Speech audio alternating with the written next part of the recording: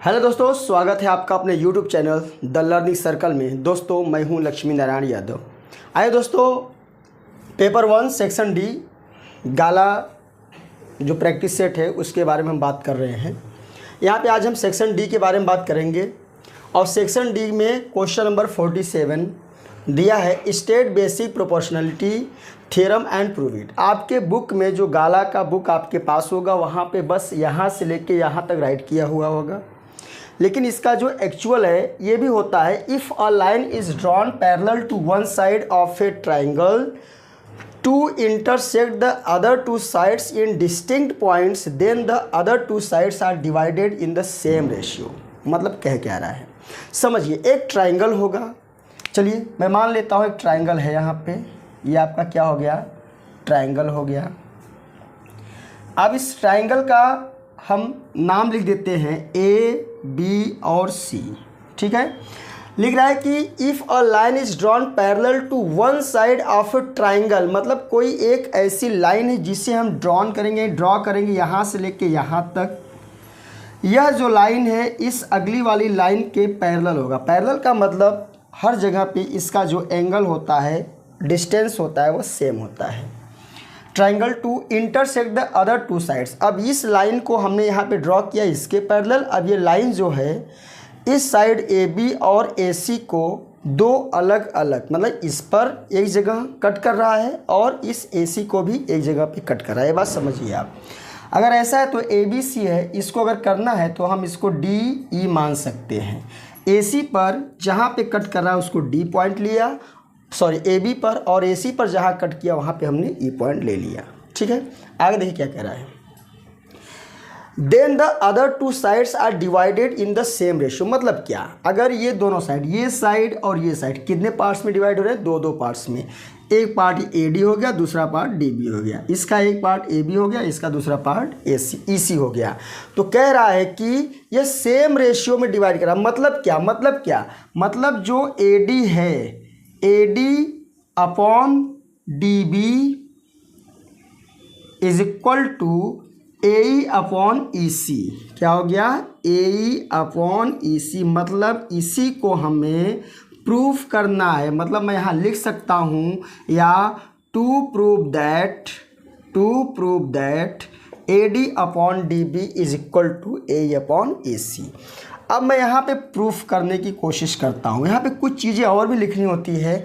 Given a triangle A B C, D E line intersect A B and A C at the point D and E. आप सुन लीजिए, लिख लेना, D and ई। इतनी बातें करनी है और प्रूफ में कुछ चीज़ें हमको अलग से इसमें कॉन्स्ट्रक्ट कर देनी है। प्रूफ होगा क्या, अलग से हमें ऐड करना है। हम करेंगे क्या, एक यहाँ से परपेंडिकुलर ड्रॉ करेंगे और एक यहाँ से परपेंडिकुलर ड्रॉ कर देंगे हम। बात समझिए। उसके बाद यहाँ पे ये 90 डिग्री का एंगल बनाएगा और ये भी 90 डिग्री का एंगल बनाएगा। उसके साथ साथ डी और बी को हम मिला देते हैं और डी और सी को भी हम क्या करते हैं, इसको मिला देते हैं। अब ये जो हमने परपेंडिकुलर इसके ऊपर ड्रॉ किया है, तो इस पॉइंट को हम एम लिख सकते हैं और इस पॉइंट को हम एन लिख लेते हैं। इतनी चीज़ें हमको अलग से करनी होती है। तो अगर करना है तो आप लिख सकते हैं कि डी एम ड्रॉ लिख देंगे, D M perpendicular A E and E N perpendicular A D, इतना हो गया। और भी हम लिख सकते हैं मीट पॉइंट्स लिखो, या meet B E and C D. इतनी बातें आपको लिखनी है। अब करेंगे क्या, मैं कुछ बातें आपको बता देता हूँ। देखो यहाँ से हम करेंगे क्या, पहले तो हम ऊपर वाले जो ट्राइंगल हमको दिख रहे हैं यहाँ से लेके यहाँ तक का मतलब क्या, यहाँ से यहाँ तक लेकर मतलब ये है कि एक ट्राइंगल हम लेंगे ए डी ई और दूसरा ट्राइंगल लेंगे डी बी ई। दो ट्राइंगल लेंगे और दोनों ट्राइंगल के एरिया का रेशियो कर देंगे। फिर क्या करेंगे, फिर ए डी ई लेंगे और DEC लेंगे, इन दोनों का रेशियो करेंगे, उसके बाद हम सॉल्व करके दिखाते हैं आपको। देखिए क्या करना है। In triangle ADE, in triangle ADE and, नहीं ऐसा नहीं करते हैं, एरिया निकाल देते हैं, हम एरिया निकाल देते हैं, इन नहीं करना है। चलिए, एरिया को हम केवल AR से लिख सकते हैं, तो हो जाएगा एरिया ऑफ, किसका लिखेंगे, ADE, ध्यान से देखिएगा, ADE, तो हो जाएगा एरिया ऑफ ट्राइंगल ADE। और अगर यहाँ पे आप ट्राइंगल नहीं लिखते हैं तो भी आपको कोई प्रॉब्लम नहीं होगी। तो area of ADE is equal to 1/2 into, देखिए क्या होता है, अगर इसे हम राइट एंगल ट्राइंगल मानेंगे, क्यों, क्योंकि यहाँ से एक परपेंडिकुलर हमने ड्रॉ कर दिया, तो ये हमारा बेस होता है, ये हमारा परपेंडिकुलर होता है। तो बेस इंटू परपेंडिकुलर मतलब AD into EN, AD into EN, बात क्लियर हो गई। अब दूसरा ट्राइंगल लेंगे हम, इस ट्राइंगल लेंगे B या DEB या BDE ले लेंगे, फिर ले लेंगे हम area of BED is equal to 1/2 into, अब देखो ये जो हमारा परपेंडिकुलर है इसी को हम लेंगे EN मल्टीप्लाई हो गया, और ये हम इसको बेस मानेंगे, क्या हो जाएगा, हमारा BD हो जाएगा। तो BD लिखो या DB लिखिए आप, इसमें कोई डाउट नहीं, इतनी बात क्लियर हो गई। देखिए ADE को ले लिया, ये हमारा बेस हो गया, ये हमारा परपेंडिकुलर होता है, 1/2 बेस इंटू हाइट होता है, पता है आपको, इसका हो गया 1/2 बेस इंटू हाइट। दूसरा ट्राइंगल लेते हैं हम इसको DBE को, तो बेस तो हमारा ये हमको DB मिलेगा, लेकिन परपेंडिकुलर हमें इसको ही लेना है, तो हमने ले लिया BD इंटू EN। अब इसके अपॉन इसको करेंगे, क्या करेंगे, area of ADE upon area of BED is equal to 1/2 into AD into EN upon 1/2 into BD बोलिए या DB बोलिए, कोई प्रॉब्लम नहीं है, EN यहाँ से कुछ कट हो जाएंगे, 1/2 से EN कटेगा, तो हमको मिलेगा AD अपॉन BD या DB। एक हमारा यहाँ पे हो गया इक्वेशन नंबर, हम इसको 1 कर लेते हैं, बात क्लियर। फिर एक काम करते हैं, इसको तो हम ले लेते हैं, पहले तो हम उसका ट्राइंगल एरिया निकालते हैं, एरिया ऑफ ADE, उसी का, अब बोलेंगे उसी का क्यों निकाल रहे हैं, उसी का निकाल के हम आपको दिखा रहे हैं। अब ADE को लेते हैं, तो भाई साहब ये हमारा बेस हो जाएगा और ये हमारी हाइट हो जाएगी, तो बेस 1/2 बेस इंटू हाइट, तो हो जाएगा 1/2, बेस कितना है, AE है, बेस हमारा AE है, हाइट कितनी हो जाएगी, देखो अब इस पर तो यही परपेंडिकुलर गया ना, DM, क्या है ये, DM हो गया।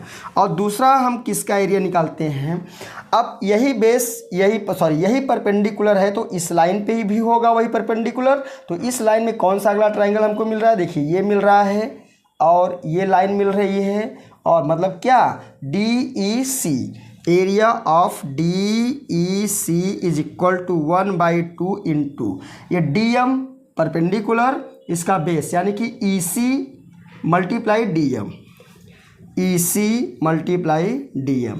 अब इसके अपॉन में कर देंगे area of ADE upon area of DEC is equal to 1/2 into AE into DM upon 1/2 into EC है यहाँ पे, EC इंटू DM। कुछ कट रहा है तो कट कर दीजिए, कट कर दिए, बचा क्या यहाँ से हमारा AE अपॉन EC, ये हो गया इक्वेशन नंबर 2।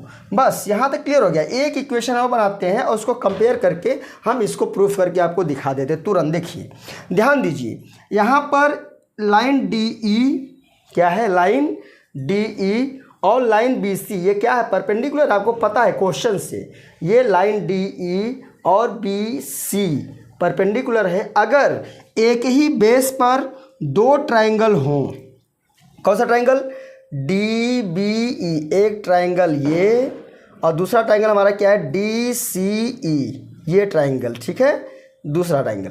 तो ये ट्राइंगल इसी के ऊपर बेस्ड है और ये ट्राइंगल भी इसी के ऊपर बेस्ड है, और बीच में, और दोनों किसके बीच में है, दोनों इन दोनों पैरेलल लाइंस के बीच में है।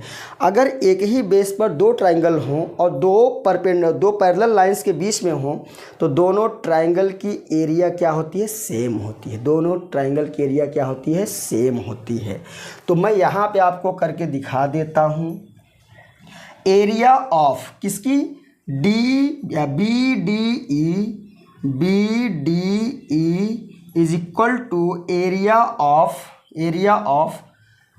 C D E. अगर यहाँ से मैच करें तो सी डी बोलिए, उसको डी ई सी कह देता हूँ, वही जो पीछे है। और जो बी डी ई है तो बी डी ई हमको यहाँ पे कहीं दिखेगा, देखिए बी डी ई बोली चाहे बी ई डी बोलिए, उसके थ्रू करेंगे, बी ई डी हो गया, ठीक है। क्यों, क्योंकि हम जानते हैं, बिकॉज यहाँ लिख देंगे, because both triangle are on the same base and between same parallel lines DE and BC। बात क्लियर हो गई। इसको इक्वेशन 3 मानिए, इक्वेशन 3। अब फ्रॉम इक्वेशन 1, 2 एंड 3, 1, 2, 3 से हमें क्या मिलता है, ध्यान दीजिए। अगर 1 की बात करते हैं तो A D E upon B E D और A D upon D E C. देखिए यहाँ पे जो बी ई डी की वैल्यू है वह डी ई सी के इक्वल है। यहाँ देखिए डी ई सी के इक्वल किसकी वैल्यू है, डी सी की बी ई डी की, और यहाँ भी बी ई डी है, मतलब ये बी ई डी है तो ये भी बी ई डी है। इसका मतलब नहीं समझे आप, देखिए अगर यहाँ पे बी ई डी है, सॉरी डी ई सी है, ये डी ई सी देखिए यहाँ पे डी ई सी है और डी ई सी किसके इक्वल है, बी ई डी के। और पहले वाले में देखिए इसके अपॉन में भी क्या है, बी ई डी, यानी कि अगर बी ई डी अपॉन में है और डी सी है, इसका मतलब डी ई सी की जगह हम बी ई डी लिख सकते हैं। ध्यान दीजिए, केवल समझाने के लिए बी ई डी हम लिख सकते हैं, इसको बी ई डी हमने यहाँ पे लिख दिया। इसका मतलब क्या, A D E upon B E D is equal to A D E upon B E D. इसका मतलब क्या, इसके अपॉन का रेशियो ये और इसके रेशियो का मतलब ये, तो हो गया हमारा A D upon D B या बी डी कहिए या बी डी कहिए, is equal to A E upon E C. और यही हमको प्रूफ करना था और ये हमारा प्रूव्ड हो गया। दोस्तों क्वेश्चन नंबर 48 है, a girl of height 90 centimetre is walking away from the base of a lamp post at a speed of 1.2 metre per second. If the lamp is 3.6 metre above the ground find the length of the shadow after 4 second. कहने का मतलब क्या है, a girl of height 90 centimetre, कोई एक लड़की है जिसकी ऊंचाई 90 सेंटीमीटर है। मान लीजिए जो सी डी है ये 90 सेंटीमीटर, ये इसी को हमने लड़की मान लिया है, बना सकता नहीं इसलिए मैंने यहाँ पे लिख दिया। सी डी जो है एक लड़की है जिसकी हाइट है 90 सेंटीमीटर, कहाँ गया 90 centimetre. Walking away from the base, यानी कि बेस ऑफ द लैम्प, ये ए बी को हमने लैम्प पोस्ट माना है, ए बी लैम्प पोस्ट से वॉकिंग करते हुए इधर इस तरफ जा रही है, ठीक है। अवे फ्रॉम, अवे माने दूर, walking away from the base of the lamp post से दूर जा रही है। उसकी स्पीड है 1.2 मीटर पर सेकेंड, हर सेकेंड में वह लड़की 1.2 मीटर की दूरी तय कर रही है, डिस्टेंस है उसकी।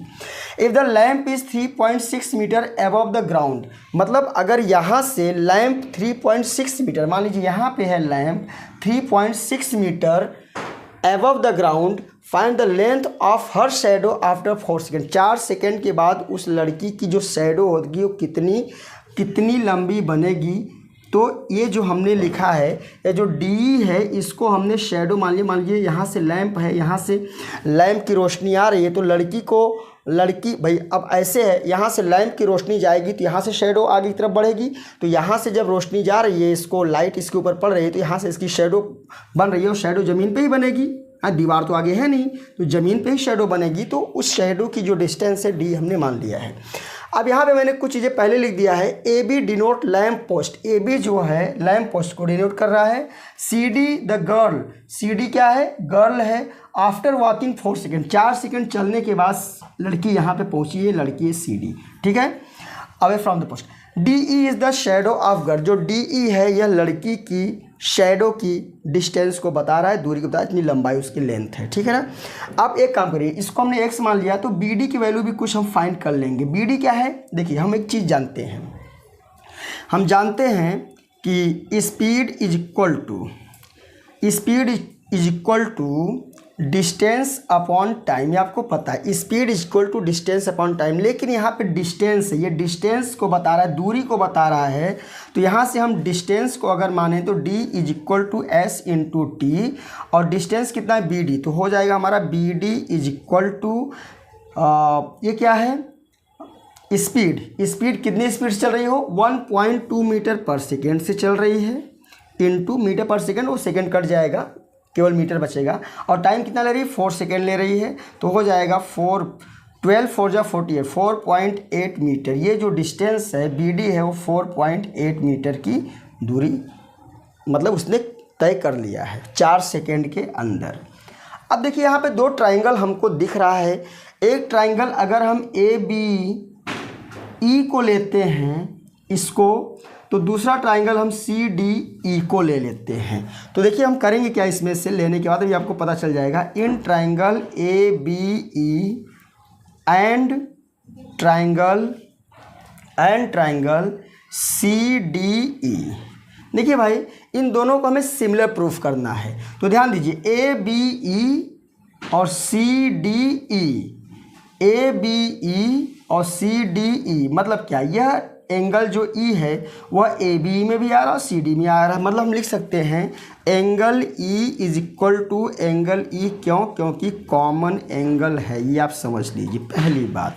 और अगर हम करना चाहें तो जो एंगल बी है वही एंगल हमारा डी बनेगा। आप समझिए, angle B is equal to angle D क्यों बनेगा,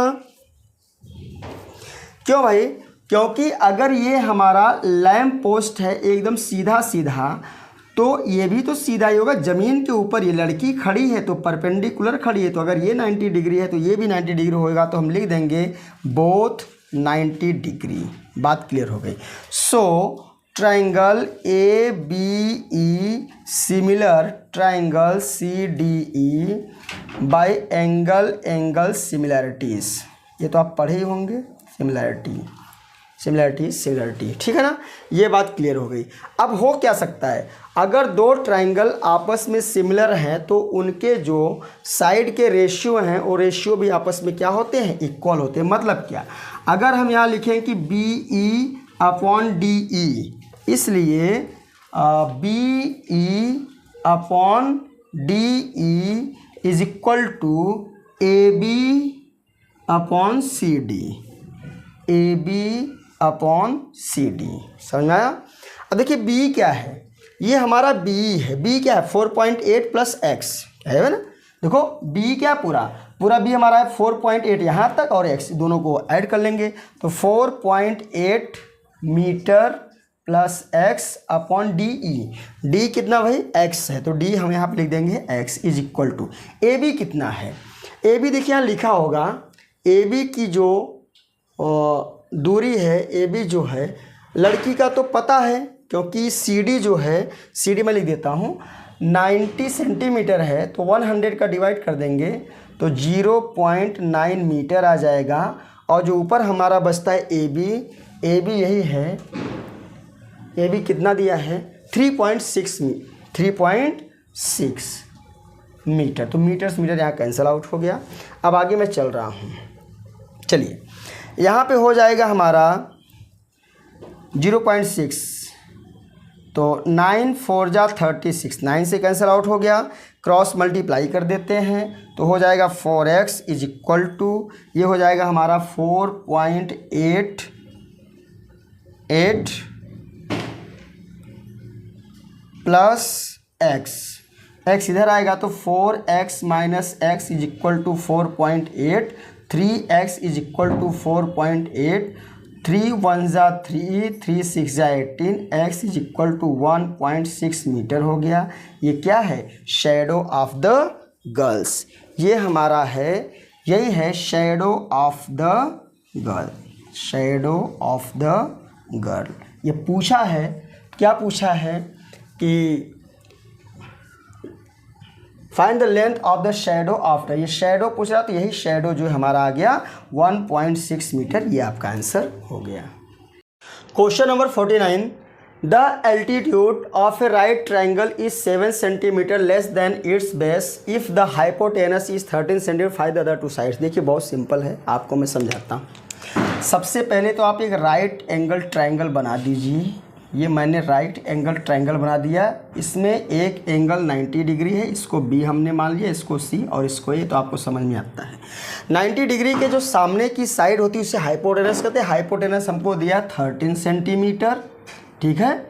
और क्या कह रहा है कि जो एल्टीट्यूड है राइट एंगल ट्रायंगल की वो 7 सेंटीमीटर, ये एल्टीट्यूड है। क्या है ये? एल्टीट्यूड है 7 centimetre less than it's base. अगर बेस x मान लेते हैं तो इससे 7 सेंटीमीटर छोटा हो जाएगा आपका एल्टीट्यूड। बात क्लियर हो गई?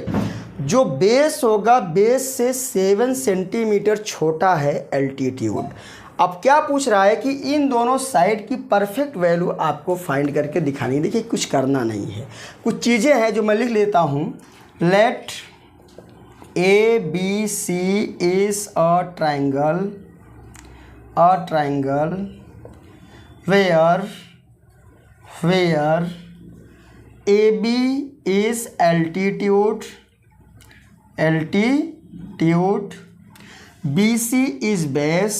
BC is base and AC is hypotenuse।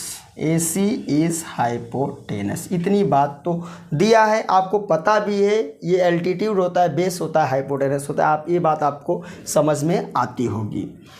तो मान लेते हैं हमने let BC is x centimetre मान लीजिए, x मान लीजिए, देन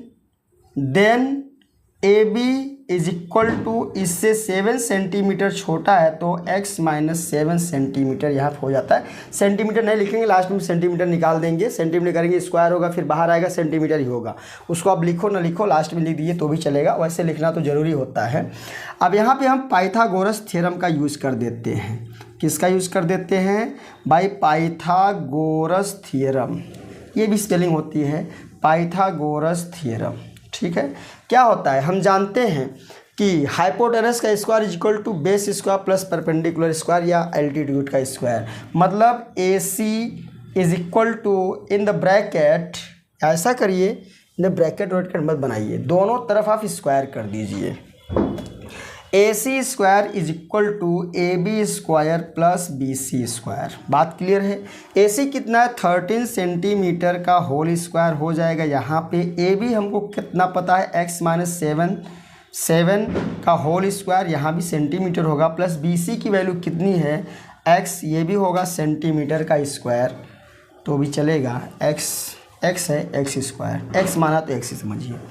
अब क्या होगा? 13 का स्क्वायर होता है 169 centimetre square is equal to a minus B का होल स्क्वायर, यानी a स्क्वायर प्लस सेकेंड का इसका स्क्वायर होता है 7 7 जा 49 माइनस 2ab, 2 7 जा 14 into x plus x square. इतना समझिए आप। अब क्या करेंगे हम? यहाँ पर 169 सेंटीमीटर स्क्वायर समझिए, तो ये हो जाएगा हमारा x स्क्वायर मिलकर 2x square minus 14x plus 49। ये सेंटीमीटर हटा दीजिए, लास्ट में देखेंगे हम, ठीक है। ये हटा दीजिए। चलिए अब हो जाएगा 2x square minus 14x plus 49, इसको इसके पास लाएंगे -169 इक्वल टू 0, तो 2x² माइनस 14x, बस कल सोल्यूशन इसका बड़ा है, बाकी तो मेथड बस इतना ही करना था, बस सोल्यूशन बड़ा है। 990,642,120 इज इक्वल टू 0। 2 का सब में हम क्या कर देते हैं, डिवाइड कर देते हैं, तो बचेगा हमारा x² माइनस 2 7 जा 14, 7x माइनस 60 जा 120 हो गया। ठीक है, अब इसको आगे हम प्रूफ सॉल्व करते हैं थोड़ा सा। तो हमने बताया आपको पहले भी वीडियोस में कि जो ये आपका कांस्टेंट होता है इसका हमें फैक्टर करना होता है, और इसका जो कोएफिशिएंट होता है उसका फैक्टर। इसका कोएफिशिएंट तो 1 है, उससे कोई मतलब नहीं है। 60 का हम फैक्टर करते हैं तो 60 इज इक्वल टू 2 जा 4, 4 3 जा 12, 12 5 जा 60, 5 जा 15, 15 2 जा 30 जा 60। हमको लाना कितना, -7। तो -7 कैसे लाएंगे, अब देखिए 5 2 जा 10 और 3 5 नहीं 7 लाना है ना, तो ऐसा नहीं, गलत हो गया, रॉन्ग हो गया। 2 2 जा 4, 4 3 जा 12 माइनस 5 इज इक्वल टू 7। देखो आ गया ना। अब उसको मैं इरेज कर देता हूँ पहले लिख के, तो हो जाएगा हमारा x² माइनस, जहाँ -7x है वहाँ पर हम रख देंगे -12x plus 5x minus 60 is equal to 0। ये आपको आता होगा फैक्टर करना। चलिए अब क्या करेंगे, दो का पेयर, x माइनस 12 यहाँ बचेगा प्लस 5x माइनस 12 यहाँ बचेगा is equal to 0। x minus 12 यहाँ कर देंगे और x प्लस 5 यहाँ कर देंगे is equal to 0। x minus 12 is equal to 0, x is equal to plus में 12 आएगा, प्लस आएगा उसी को लेंगे, ये प्लस रहेगा उधर जाएगा तो माइनस, इसको हम नहीं लेंगे, इसको हटा देंगे क्योंकि डिस्टेंस कभी माइनस नहीं होती है। तो क्योंकि x प्लस 5 इक्वल टू 0 लेंगे तो राइट में 5 जाएगा तो माइनस हो जाएगा, क्योंकि डिस्टेंस कभी नेगेटिव नहीं होता है, इसलिए हम उसको लेंगे ही नहीं। तो ये हमारी x की वैल्यू कितनी आ गई, 12 आ गई। मतलब क्या, बेस हमारा 12 हो गया। अब जब बेस 12 है तो एल्टीट्यूड उससे 7 कम है, तो हमारा AB हो जाएगा, AB is equal to 12 minus 7 is equal to 5 centimetre में आएगा सब। तो जो हमसे पूछा था, हमसे क्या पूछा था, अदर टू साइड, तो लिखेंगे hence other two sides are 12 centimetre and 5 centimetre. यही आपका आंसर हो गया। Question number 50, a manufacture of TV sets produce 600 sets in the 3rd year and 700 sets in the 7th year, assuming that the production increases uniformly by a fixed number every years find। देखो कह रहा है कोई manufacturer company है जो कि TV को manufacture करता है, टीवी सेट को, वह 3rd ईयर यानी कि तीसरे साल, यानी 1st year, 2nd year, 3rd year, 4th year, 5th year, 6th year, number of year, जैसे स्टार्ट किया तो पहला साल होगा उसका कंपनी का, 2nd ईयर होगा, 3rd ईयर। तो जो 3rd ईयर है, जैसे मान लीजिए 2000 में उसने कंपनी को स्टार्ट किया, तो 2000 1st ईयर हुआ, 2001 2nd ईयर हुआ, 2002 3rd ईयर हुआ, 2003 4th ईयर हुआ। इस तरह से वो ईयर बढ़ता जाता है। तो वही कह रहा है कि जो तीसरा साल था, पहले साल में नहीं, दूसरे साल में, 3rd ईयर की बात कर रहा है, 3rd ईयर में उसने कुल 600 टीवी सेट बनाए। 1st ईयर में कितना बना नहीं पता, 2nd ईयर में कितना नहीं पता, और फिर कह रहा कि 700 सेट्स टीवी का उसने 7वें साल में यानी कि 7th ईयर में बनाया। Assuming that the production increases uniformly by a fixed number every years find. अगर हर साल उसके मैन्युफैक्चर का, जो टीवी मैन्युफैक्चरिंग का एक फिक्स्ड नंबर पे बढ़ रहा है, तो क्या 600 650 होगा या 600 कुछ होगा, यानी कि लगातार वो बढ़ रहा है। तो नंबर 1 क्वेश्चन कह रहा है कि प्रोडक्शन इन फर्स्ट ईयर में कितना प्रोडक्शन हुआ है, production in the 10th year में कितना प्रोडक्शन हुआ है, total production in first 7 year, पहले 7 ईयर्स में कितना उस टीवी का प्रोडक्शन हुआ है, वो बताना है सबको जोड़ के। यानी कि 1st year, 2nd year, 3rd year से लेके 7th ईयर तक का सबको सम करके लास्ट वाले का बताना है। इसमें केवल पहले साल में कितना प्रोडक्शन हुआ है, इसमें केवल 10वें साल में कितना प्रोडक्शन हुआ उसको। तो देखिए हमको कुछ दिया है, क्या ये 3rd ईयर, अगर 3rd ईयर की बात करें तो ये AP बनेगा, तो A3 A3 is equal to कितना TV set, 600 and and 7th year में 700 7th ईयर में, यानी क्या A7 is equal to 700 TV set उस कंपनी ने बना। फर्स्ट क्वेश्चन के लिए A3 क्या होता है आपको पता है। A3 जो होता है A+2D से डिनोट किया जाता है, और ये जो A7 है A+6D इज इक्वल टू 7। इन दोनों को हम सम करें, जोड़ लेते हैं, माने जोड़ नहीं लेते हैं, दोनों को हम सॉल्व कर लेते हैं। तो A+2D is equal to 600, A+6D is equal to 700।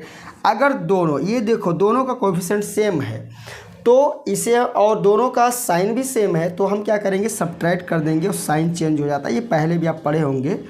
तो इसको कट कर दिया, 6D में से 2D जाएगा तो ये माइनस वाला बड़ा है, तो 4D यहाँ पे होगा और -100 यहाँ आ जाएगा। तो माइनस माइनस कैंसिल हुआ, D से कट गया तो हो गया 25। D की वैल्यू हमको मिल गई 25। इसको अभी यहाँ मैं नोट करता हूँ। क्वेश्चन क्या कर रहा है, फर्स्ट ईयर में कितना प्रोडक्शन हुआ। पहले D की वैल्यू आपको पता चल गई, पहले A की वैल्यू निकाल लेता हूँ।